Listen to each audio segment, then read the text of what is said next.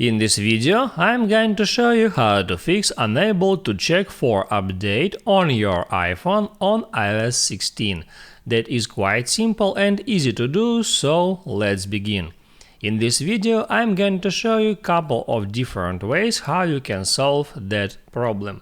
And the first way is open up your settings, and from here you can try to use another network. So probably you have some issues with your current network. If you're on Wi-Fi, you can go into Wi-Fi and disable it, or change your Wi-Fi network and you can turn it on also and use your mobile data. If for some reason that doesn't help, all you have to do is go into General, then scroll down to the very bottom until you find Transfer or Reset iPhone. Here tap at Reset and then tap on Reset Network Settings. Then enter your passcode and confirm resetting of your iPhone network settings.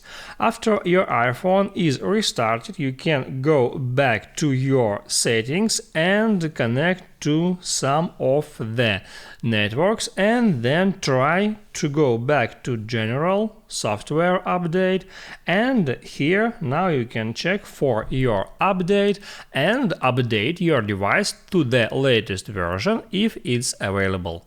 That's it. If this video helped you out, don't forget to like and subscribe.